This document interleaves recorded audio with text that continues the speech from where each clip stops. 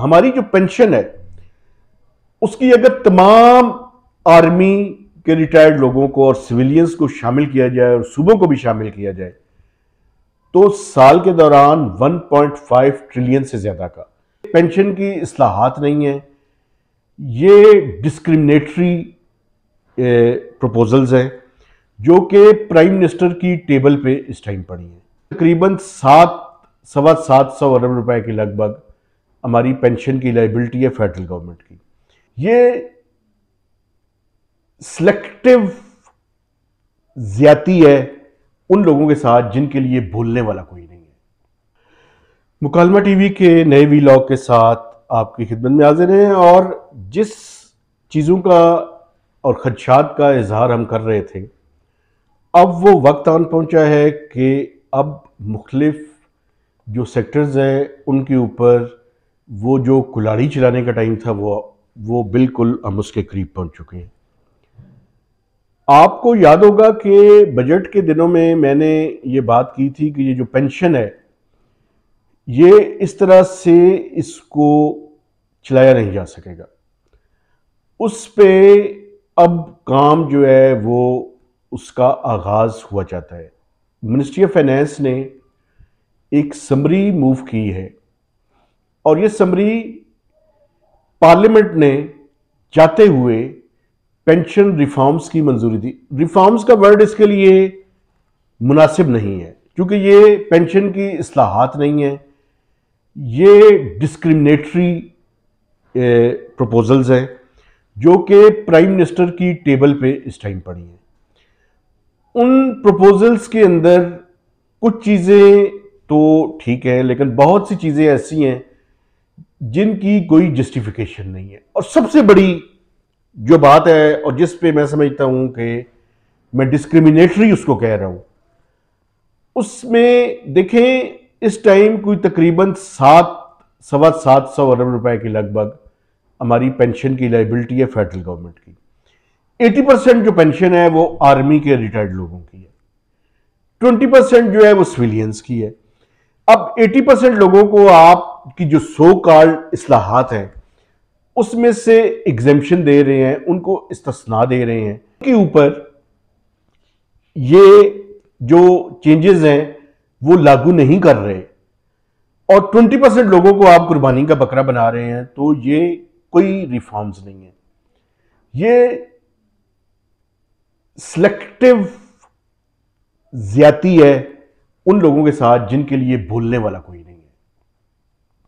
और अफसोस की बात यह है कि यह समरी उन लोगों ने आगे भिजवाई है जो खुद भी इसका विक्टिम है। इसका मतलब यह है कि उनके हाथ पांव बांध कर उनसे समरी बनवाई गई है और वो खुद भी पूरी तरह से इस पे एक तो मैं समझता हूं कि डिबेट की भी जरूरत है। डिबेट की इसलिए जरूरत है कि पेंशन का जो तरीकाकार हमारा है इसमें कोई शक नहीं है कि ये अनसस्टेनेबल है। ये कोई मुल्क इसको बर्दाश्त नहीं कर सकता। हमारी जो पेंशन है उसकी अगर तमाम आर्मी के रिटायर्ड लोगों को और सिविलियंस को शामिल किया जाए और सूबों को भी शामिल किया जाए तो साल के दौरान 1.5 ट्रिलियन से ज्यादा का, मेरे ख्याल में तो अगर सही तरह से इसको कैलकुलेट किया जाए तो ये 1.5 से 2 ट्रिलियन के दरमियान बनता है और हम अपनी जेब से निकालते हैं और टैक्स पेयर से जमा करते हैं, जेब से निकाल के दे देते हैं। इस तरह का निज़ाम नहीं चलाया जा सकता, ये निज़ाम नहीं चल सकता, ये ऐसे मुमकिन नहीं है। इसका हल क्या है? इसका हल एक डिबेट जनरेट करने की जरूरत है, मुख्तलिफ आइडियाज आए। दुनिया में क्या होता है? दुनिया में मैं आपको बताता हूं, एक कंट्रीब्यूटरी पेंशन होती है। कंट्रीब्यूटरी पेंशन से मुराद क्या है कि जब आपकी जॉब होती है तो आपसे पूछा जाता है कि कितने % आप कंट्रीब्यूट करना चाहते हैं। उसी प्रोपोर्शन के हिसाब से गवर्नमेंट कंट्रीब्यूट करती है, उसका एक फंड बनता है, वो फंड मुख्तलिफ जगहों पे इन्वेस्ट करता है। उस इन्वेस्टमेंट के नतीजे में जो रिटर्न्स आते हैं उसको इन्फ्लेशन के साथ सामने रखते हुए उसकी बुनियाद पे लोगों को पेंशन दी जाती है और ये पब्लिक सेक्टर के लिए नहीं, ये प्राइवेट सेक्टर के लिए भी होती है। तो एक ऐसा निज़ाम वज़ा करने की ज़रूरत है कि जहां पे हुकूमत सिर्फ सीड मनी देने की तो जिम्मेदार हो, बाकी एक पेंशन फंड हो और वो पेंशन फंड अपनी सारी की सारी चीज़ों को मैनेज कर रहा हो। लेकिन कोई भी चीज यहां पे सीधे तरीके से करने की हम कायल नहीं है, ना हम करना चाहते हैं, ना नीयत है, ना करना है। तो डन टपाऊ प्रोग्राम है, अल्टीमेटली उसका विक्टिम सिविलियंस जो रिटायर्ड मुलाजमीन है वो होंगे। और उसमें मैं आपको बताऊं जो ज्यादती वाली बातें हैं वो 3-4 बड़ी ही इंपॉर्टेंट है। उसमें मैं तसलसल के साथ 2-3 व्हील आउट करूंगा, लेकिन मैं 2-3 मोटी मोटी बातें आपके सामने रख देता हूं। एक तो के अंदर जो लमसम पेंशन है, अभी अगर आपकी 100% आपको पैसे मिलने हैं तो उसका 35% आपको लमसम मिल जाता है, बाकी ओवर द ईयर्स इंस्टॉलमेंट की सूरत या मंथली पेंशन की सूरत में आपको मिलता रहता है। प्रपोजल ये है कि उस 35% को कम करके 25% कर दिया जाए अपफ्रंट जो आपको लमसम अमाउंट मिलेगी।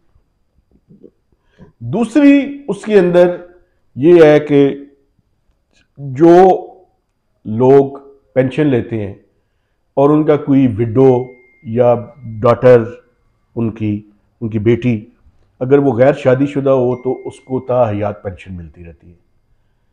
अब प्रपोजल ये है कि इसको 10 साल के लिए महदूद कर दिया जाए। अगर कोई यतीम बच्ची गैर शादीशुदा या उसकी जो बेवा है, वो बंदा जो सरकारी मुलाजिम था वो फौत हो जाता है, तो उसको 10 साल तक जो है पेंशन दी जाए। इसमें 2 जो है वो एक्सेप्शंस क्रिएट की गई हैं। एक तो शोधा की फैमिलीज को ताहयात मिलती रहेगी, दूसरा जो डिसेबल्ड लोग हैं, माजूर लोग हैं, उनके बच्चों को ये पेंशन, अगर वो विडो भी है, उनकी बेटी और जो डॉटर है उसने शादी की या शादी नाकाम हो गई या डाइवोर्स्ड है, तो उसको वो पेंशन मिलती रहेगी। लेकिन मेजर उसकी प्रपोजल ये है कि 10 साल तक उसको महदूद कर दिया जाए।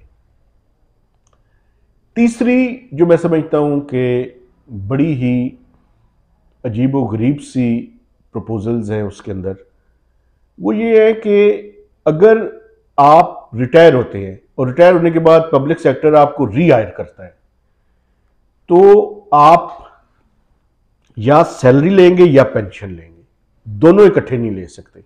लेकिन ये जो रिटायर्ड फौजी हजरात हैं उन पर ये लागू नहीं होगी 60 साल तक।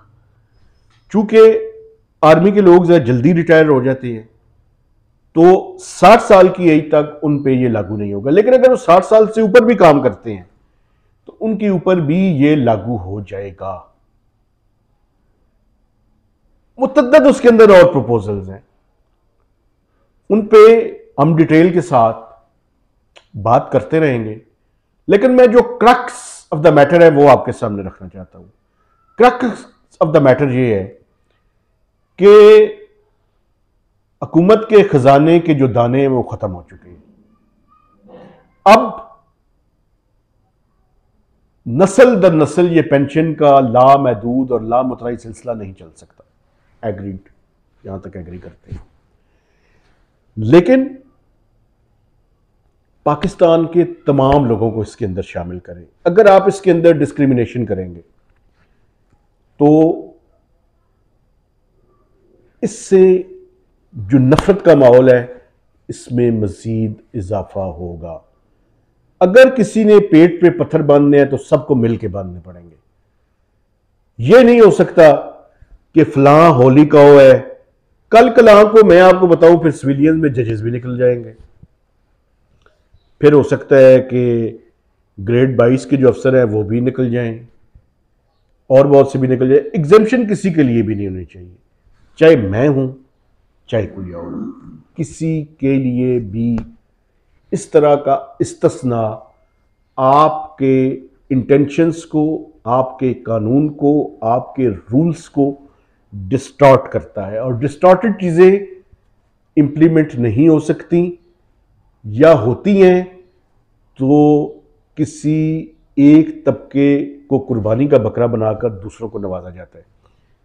तो क्रक्स ये है कि अगर आपने सो कॉल्ड, अभी तो मैं इनको सो कॉल्ड इस्लाहात ही कहता हूं, ये इस्लाहात नहीं है, ये सिलेक्टिव विक्टिमाइजेशन है। ये अगर आप करने की कोशिश करेंगे तो ये पाकिस्तान के आम आदमी के साथ, जिसका कोई वाली वारिस नहीं है, उसके साथ ज्यादती के मुतरादिफ होगा।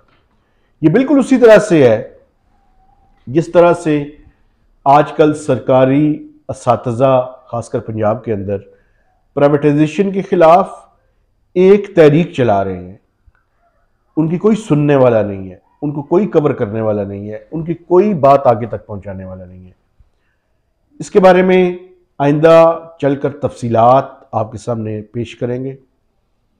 लेकिन मैं आपको एक बात बता दूं, अब जिन हालात से हम गुजर रहे हैं ये वाकई अनयूजुअल और बड़े ही गैर मामूली सूरत हाल है। आसान चॉइसेस डेफिनेटली नहीं है, लेकिन अगर आपने मुश्किल फैसले करने हैं तो सबके लिए मुश्किल फैसले करें। मजलूम छोटे तबके के लिए और उनके लिए जिनके लिए आवाज उठाने वाला कोई नहीं है, सारा का सारा बोझ उन पे ना ला दें। अगर उन पे आप बोझ ला देंगे तो फिर उनकी चीख की आवाज भी आपको सुननी पड़ेगी। Justice, that is the only solution. इसके अलावा हमारे पास कोई हल नहीं है। नए व्लॉग तक इजाजत दीजिए। खुदा हाफिज।